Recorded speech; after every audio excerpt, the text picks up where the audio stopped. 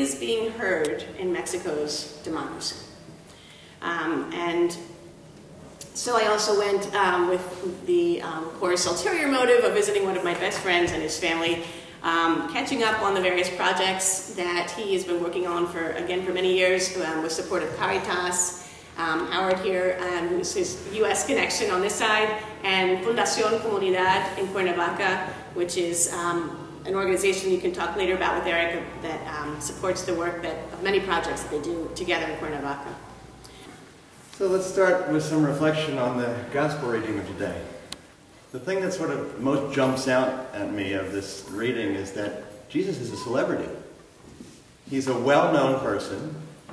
People are following all over the place, all through this chapter there. He's being followed, crowds are forming wherever he goes.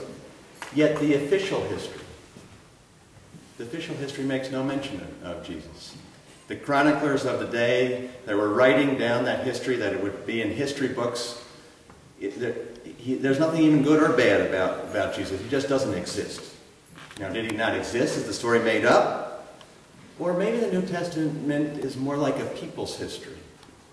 A history of how the common people saw their life and the perspectives that they understood the world around them by. We all know that most of our official history, such as we come to be taught it or learn it, is often the chronicle of the victors. For example, most of us know that we're taught from early on that the discovery of the Americas is predominantly related to the crossing of Christopher Columbus and the viewpoint that he brought, the European viewpoint.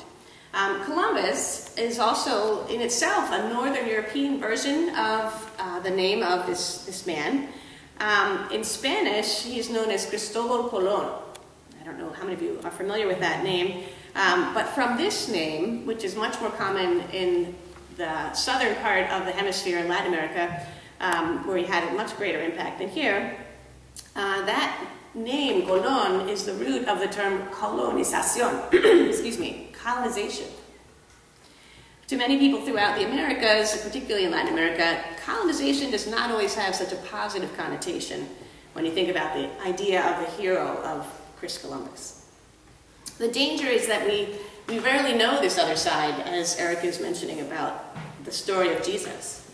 Once the American Revolution was successful and it was inserted into the official history, and we can learn about and understand the values of our founders and what that was about.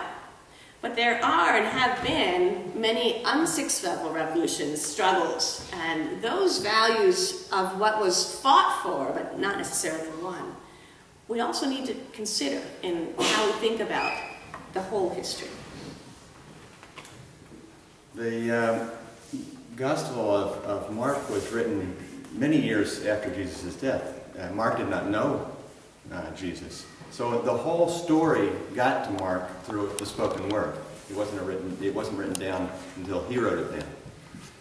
And this spoken word, this oral history, highlights the hopes and visions of the people, of the common people. If I were to say the illusions of the people, we would probably hear that as a bad thing. But why is it that we say it's bad to be disillusioned, and then it's also bad to be illusioned? It doesn't make sense. A number of us in Mexico and from around the world have been coming together to question and to think again about some of these concepts. We call ourselves social illusionists. We come together with the ideals that from the certainty of what is possible, the security of what is possible, a thriving, healthy community life, we can build the impossible. As we say in Mexico, the impossible just takes a little bit longer. That concept of poco a poco, right? The little by little. So how do you apply this in your work, Eric? Well, there's lots of different tools we use to apply this social illusionism. But one of the ways that has sort of comes up on its own is this oral histories. We meet in people's homes, we meet on the street, and ask people to share their stories about themselves and about their communities where they live. For example, La Estación. Many of you have probably heard of La Estación because we've been working there for some time. I've talked here at the church about La Estación. There's been groups from the church that have gone to La Estación. La Estación is a squatters community. About 8,000 to 9,000 people living on 40 acres of land. It used to pertain to the railroad company. The land is in dispute, though there's been several generations living there. And all this history and all this work is taking side of the community center that, with your help as well, we've been supporting and creating together with the community for over 10 years now. The stories that people share, I still learn from every day. They hold a profound vision, a deep kind of common people's wisdom. They often tell us stories that we don't expect to hear. As outsiders, when we visit the community, we immediately think that the dreams of the people would be to get out of the community, to move somewhere else, to have a bigger house, to have more comforts. And these are issues for the people living there. They are generally not the highest priorities. When we listen, we take the time to listen, we hear excitement. We hear hope about relationships, community projects, and convivencia. Convivencia is a rich Spanish word that speaks of the robust relationship of a group of people. The gospel, Jesus, confronts us with this reality time and time again. A friend, close friend and priest in Cuernavaca, José Luis Calvillo, talks about a biblical call, a vocation of poverty.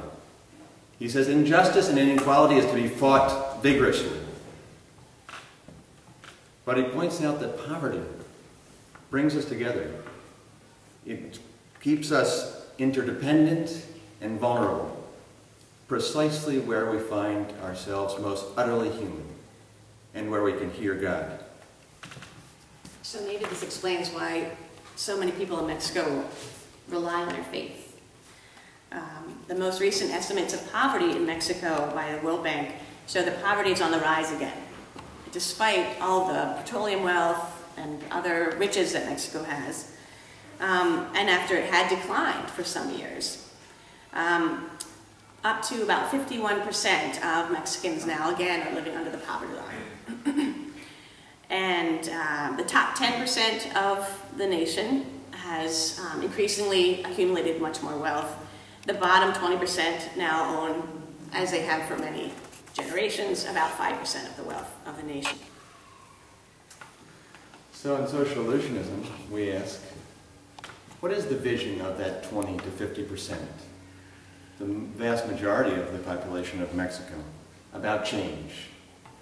If we want to understand the world around us, we have to take the time to listen and learn and meet the people to share a different perspective, who share a different perspective. Everyone in this room has a different idea of what a better world could be like. But I am convinced that the essential pieces of the better world that's needed, the multiple better worlds that are needed, is embedded in the perspective of the poor. And it is to everyone's benefit, all of our benefit, to hear and find this untold story. Paul's appeal to the Ephesians is that we need to come together, even if it means abolishing laws that keep us separate. There is much written legislation that is designed to keep us separate. But there are also unwritten laws that close our ears and our eyes, don't allow us to be able to appreciate the story and the message of our sisters and brothers have to offer. I admit my own arrogance. I consider myself an arrogant in recovery. Even when I go into communities, still I can detect the attitudes that say, I know what this community needs. I know how they could do things better. I know what should be done. But how can I still think, and we still think, that we have the answers as we are taking this planet, environmentally, socially, and in terms of spiritual fulfillment, towards disaster? we are working on another project in Mexico that's prevalent around the world called the Pachamama Alliance, Awakening the Dreamer Symposium, that helps us question all these things as well. This official storyline that we hear from the news, on TV, pulls at me. It tugs on me. It piles on fear of impending disaster, the anxiety of being able to survive. I can feel pushed to isolate, focus on myself, to make a better life, to be more comfortable and secure myself. A storyline that says I have to protect myself from my neighbor, that I need a better security fence, better intelligence, more police, and a higher wall.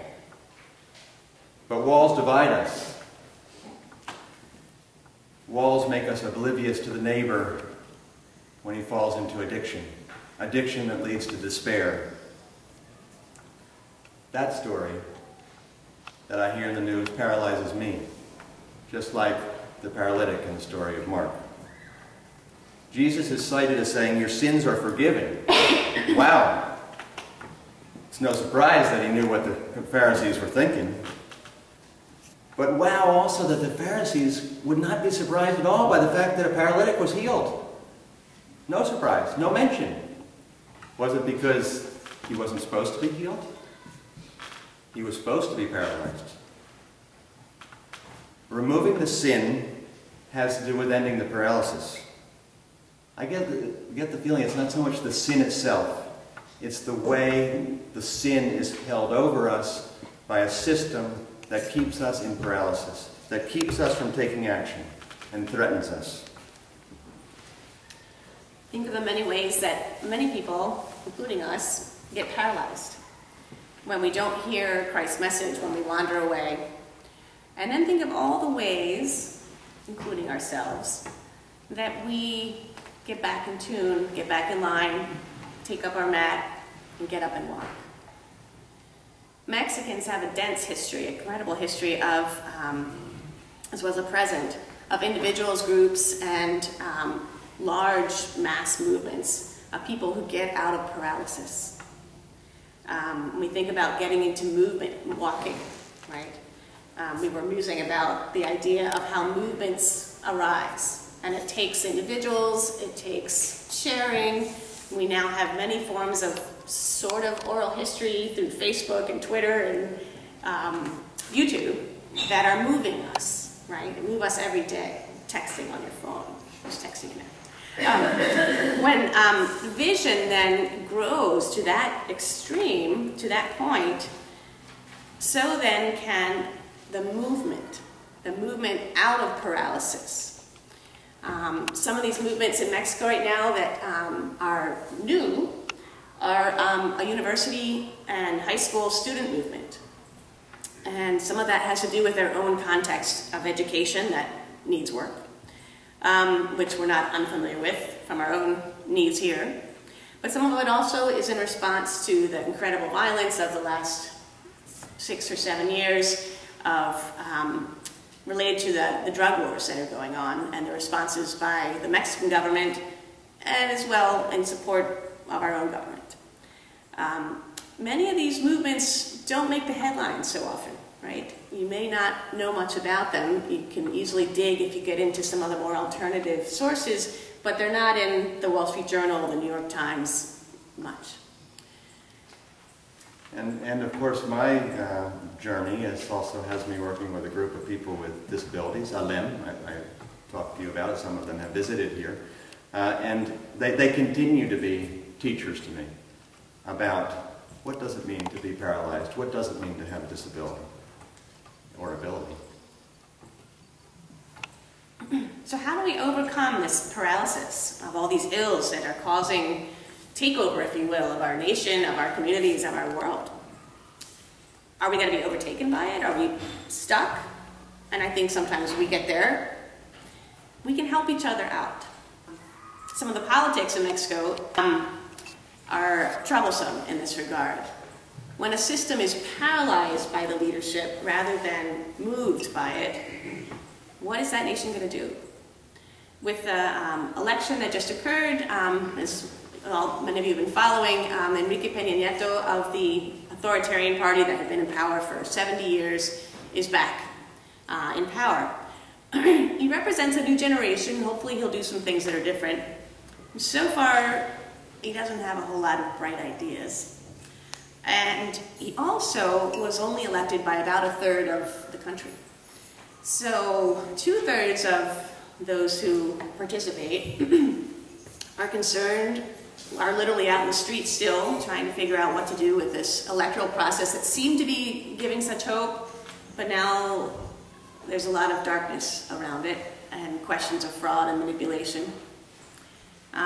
Some even call Mexico a failed state. Yikes, that's the kind of scary scenario.